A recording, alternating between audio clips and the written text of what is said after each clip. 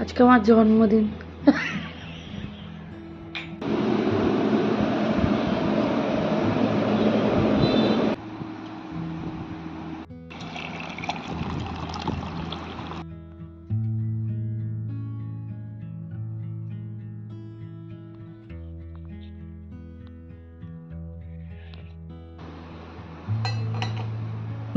আমার বাবার টাকায় এই পাশাটা নিজেকেই নিজে গিফট করেছি। মানে অবভিয়াসলি বাবাই করেছে, বাট বাবা যেহেতু রিলিজিয়াসলি এসব গিফটিং অ্যান্ড অল এই কোনোদিন করেনি, তা আমি যদি বলি যে বাবা করেছে তো জিনিসটা ভীষণ মানে কি বলবো, মানে উইদাউট পারমিশন আদিক্ষেতা হয়ে যাবে, তো যেটা আমি করি না। তো বেসিক্যালি এটা আমি নিজেকে গিফট করেছি, বাট হ্যাঁ টাকাটা আমার বাবাই দিয়েছে।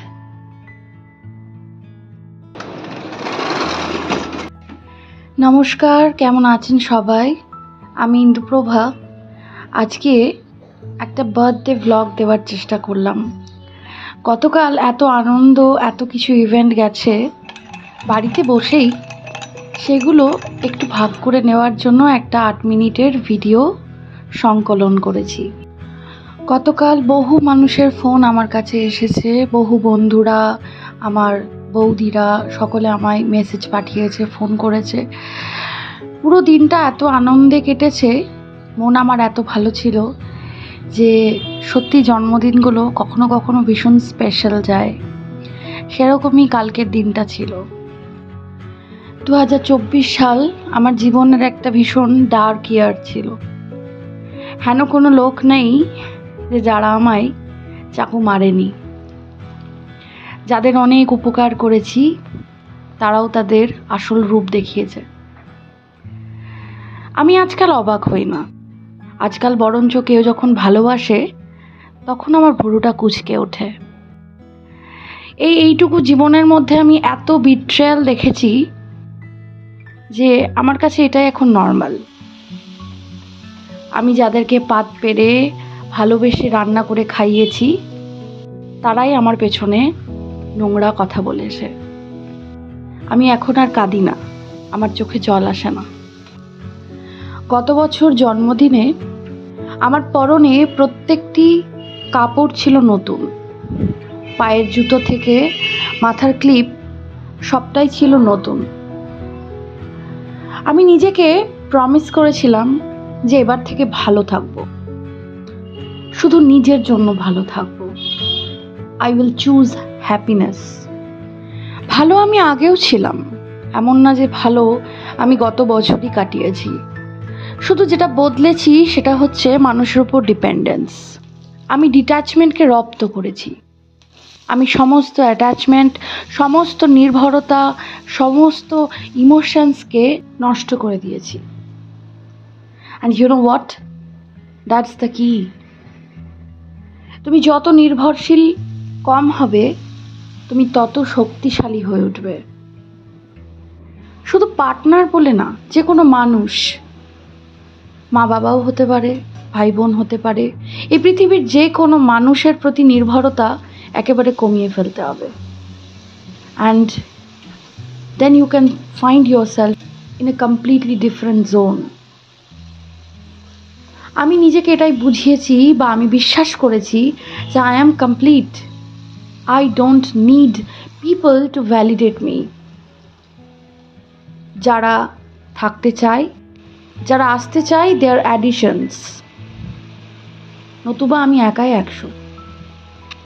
আমরা যারা অ্যাসপিরেন্টস, আমাদের আবেগ নিয়ে বেশি চর্চা করতে নেই, তাহলে সমাজ ভাবে যে আমাদের ফোকাস নেই।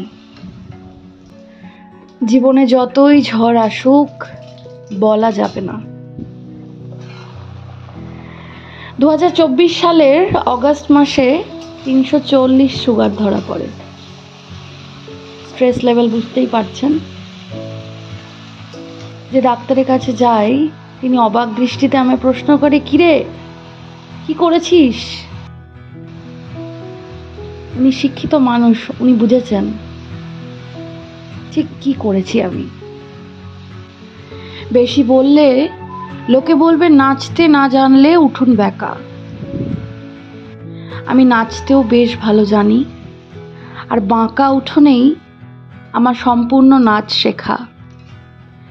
সেজন্য এইসব অজুহাত আমার প্রয়োজন পড়ে না। আমি ভীষণ জেনুইন লাইফ লিড করতেই পছন্দ করি। আগে মা বলতো, তুই কী সব বলিস, কী সব লিখিস, লোকে হাসবে। আমি মাকে বলেছিলাম, কতদিন, একদিন দেখবে সবাই ভালোবেসে ফেলবে। আমি মিথ্যে আবেগ নিয়ে যাদের বেঁচে থাকতে দেখেছি, তাদেরকে আমি হুড়মুড়িয়ে গর্তে পড়ে যেতেও দেখেছি। একসময় তাদের দেখেছি তারা পার্সোনাল ইমোশনস নিয়ে প্রচণ্ড স্ট্রাগল করছে। সেজন্য আমি 10 মিনিটও যদি বাঁচি, সেটা পুরোটাই জেনুইন ফিলিংস। রাগ, অভিমান, দুঃখ সবটা ভীষণ natural. Why should I hide? কখনো লাস্ট মোমেন্ট শপিং করেছেন? জেনারেলি আমরা করে থাকি।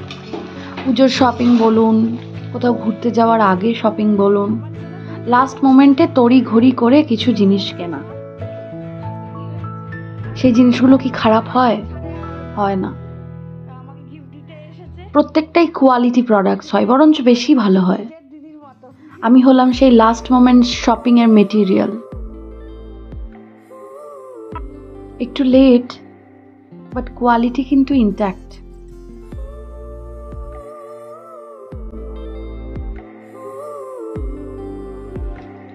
পড়ে যায় না। হ্যাঁ, ঠিক আছে। কি it's the end of the day and আজকে ভীষণ সুন্দর একটা দিন গেছে। অনেকে আমাকে উইশ করেছে, অনেকে আমাকে ভালোবাসা জানিয়েছে, অনেকে আছে যারা আমাকে ভালোবাসে but somehow they forgot. It's fine, absolutely.